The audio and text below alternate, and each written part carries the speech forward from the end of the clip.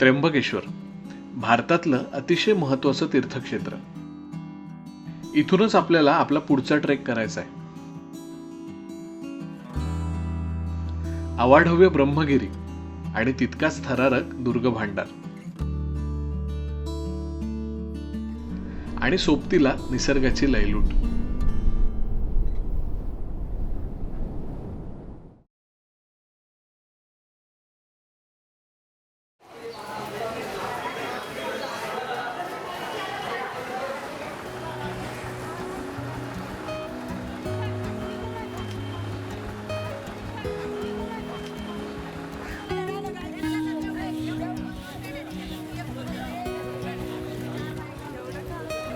कावने किल्ला बघून मी आता त्र्यंबकेश्वरला आलोय. प्रसिद्ध तीर्थक्षेत्र. त्र्यंबकेश्वराचं दर्शन घेतलं. शिल्प सौंदर्य आणि कोरीव काम हे या मंदिराचं वैशिष्ट्य. 12 ज्योतिर्लिंगांमधलं एक असल्याने नेहमीच भाविकांनी गजबजलेलं. त्र्यंबकेश्वराचं दर्शन घेतल्यावर बरेचसे भाविक ब्रह्मगिरीवर सुद्धा आवर्जून जातात. ब्रह्मगिरी चढायला सुरू व्हायच्या आधी वाटेत एक खूप जुनी वास्तू दिसते. त्यावरही खूप सुंदर कलाकुसर आहे. ही त्या काळात भाविकांसाठी बांधलेली धर्मशाळा असावी असं म्हणतात.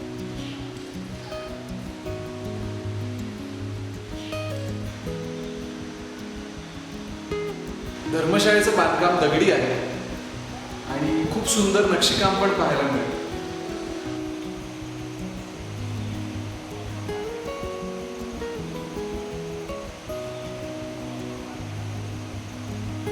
त्र्यंबकेश्वर इथे महाशिवरात्रीला आणि ब्रह्मगिरीवर पौष एकादशीला निवृत्तीनाथांची मोठी यात्रा भरते.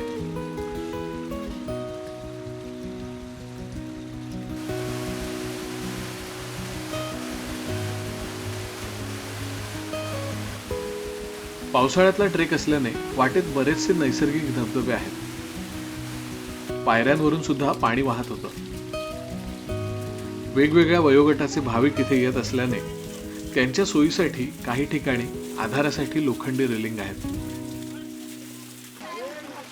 हा सगळा रस्ता दगड खोदून बांधून काढलाय. वरती जाणारी वाट संपूर्णपणे कातळामध्ये खोदून काढलेली आहे आणि पावसाळा असून सुद्धा भाविक मोठ्या श्रद्धेने इथे गर्दी करतात. गडाच्या दरवाजावर सुद्धा कोरीव काम केलंय. ब्रह्मगिरीच्या माथ्यावर येईपर्यंतचा प्रवास मात्र थोडा गजबजाटीचा होतो. कावनेपासून जो पाऊस लागलाय तो सुरूच आहे.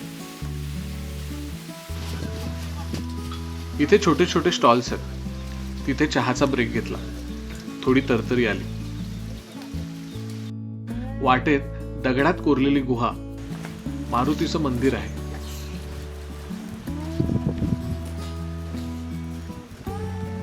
एकदा का सपाटीवर पोहोचलो की वातावरण एकदम बदलून जातं.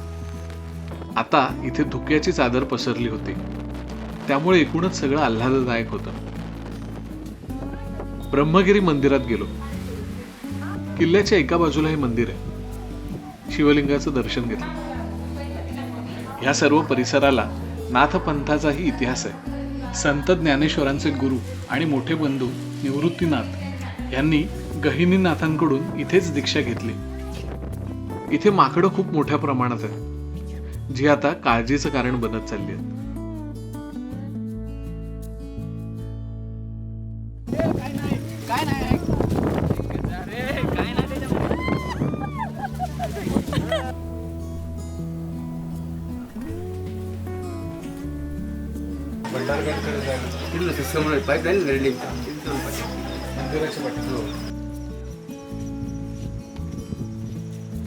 ब्रह्मगिरी मंदिराजवळ थोडं पुढे गोदावरीचं उगमस्थान आहे. जटा मंदिर बघितलं आणि आता खऱ्या अर्थाने दुर्ग भांडारवर जायची उत्सुकता शिगेला पोचली होती. काय गंमत आहे बघा. वास्तविक दोन्ही किल्ले जोडलेले आहेत. दुर्ग भांडारला ब्रह्मगिरीचं एक्सटेन्शन म्हणू शकतो. पण ब्रह्मगिरी इतकी वर्दळ इथे नाही. तिथे फक्त निवडक भटके आणि ट्रेकर्सच येतात. का बरं? कळेलच. धुकं क्लिअर झालंय आणि समोर दुर्ग भांडार दिसतोय. ब्रह्मगिरी असा छान आडवा पसरलेला आहे आणि दुर्ग भांडार थरारक. कातळामध्ये एक अरुंद वाट खणून काढली आहे जी खूप थरारक वाटते.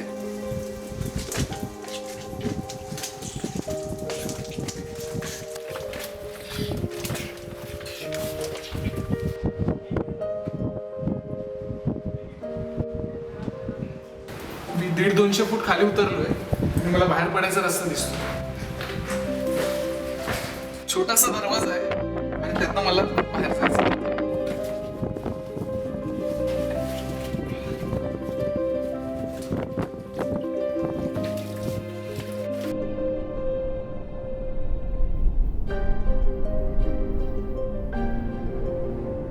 पावसाळा असल्याने वाट फारच घसरडी झाली होती.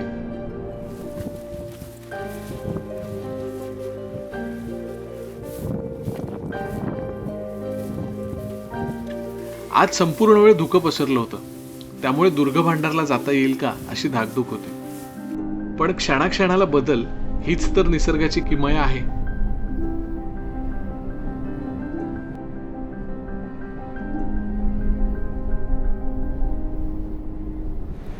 सकाळपासून पाऊस आणि धुकं खूप होतं. आता उघडायला लागलंय. मी ब्रह्मगिरीवरून दुर्गा भंडारकडे चाललोय. या वाटेवरून थोडं सांभाळून जावं लागतं, विशेषतः पावसाळ्यात. एका बाजूला दरी, निसरडी अरुंद वाट, गवत, धुकं यांचं भान ठेवावं लागतं. एका ठिकाणी पोहोचल्यावर ही नैसर्गिक पायवाट संपते आणि एका वेगळ्या जगात आपण जातो. चिखलाने बुजलेला रस्ता आणि अजून एक भुयारी वाट.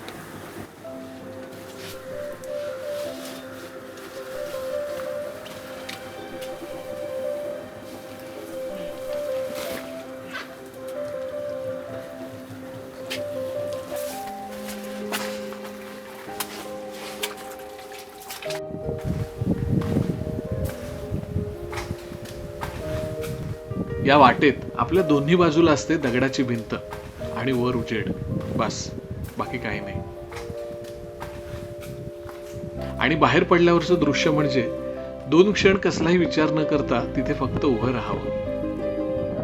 आज ढग कुठल्या प्रवासाला निघालेत काय माहित. सोंडेवरची वाट तर आणखीनच थ्रिलिंग आहे, ट्रेकर्सना प्रचंड आवडणारी.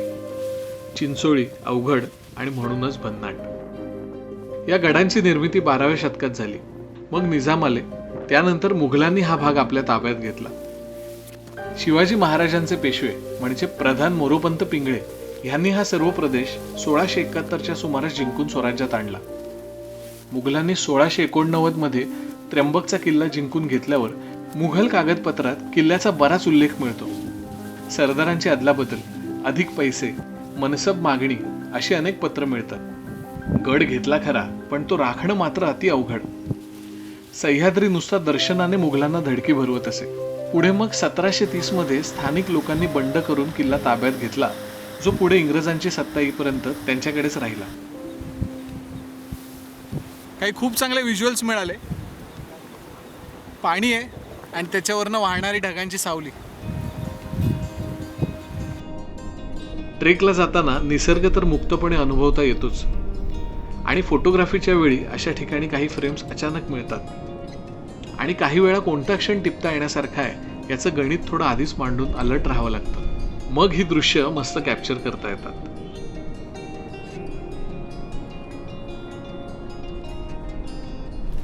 दर 7 वर्षांनी फुलणारी कारवीची फुलं.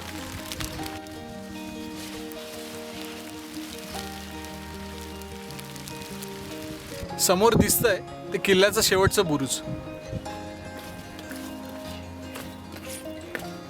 हा सगळा मार्ग बघितल्यावर स्थापत्य आणि बांधकाम शास्त्रात आपण किती प्रगत होतो याचा पुरेपूर प्रत्यय येतो.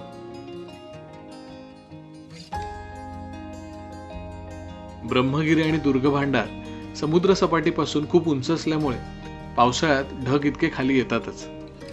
आज ढगांनी त्यांची सगळी रूपं दाखवायचंच ठरवलं वाटतं. दुर्ग भांडारचा हा थरार अनुभवून परतीच्या वाटेला लागलो. परतताना ढग मला साथ देत होते. अक्षरशः माझ्या बरोबरच चालतायत असं वाटत होतं.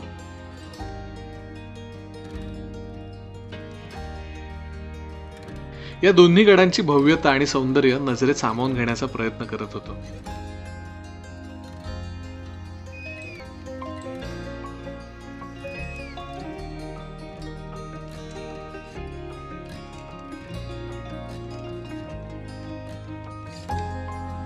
पुढच्या भागात पाहूया हरिहर गडाचा थरार.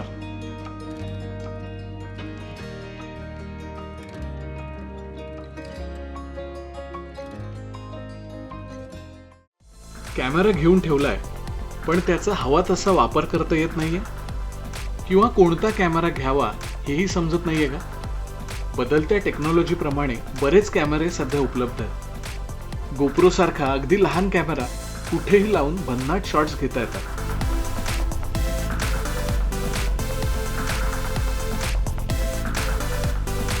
पाण्याखालचं शूटिंग, कॅमेरा सायकलला माउंट करून, सेल्फी स्टिकला अडकवून, किंवा एखादा स्लो मोशन शॉट, अशा अनेक गोष्टी आपण एक्सप्लोअर करू शकतो.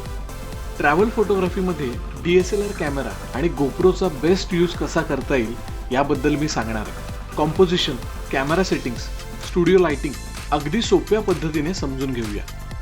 नमस्कार, मी स्वप्नील पवार. गेली 12 वर्ष फोटोग्राफी शिकवतोय आणि आता माझे सगळे कोर्स मराठीतून डिजिटल स्वरूपात ऑनलाईन सुरू करतोय. नक्की सहभागी व्हा.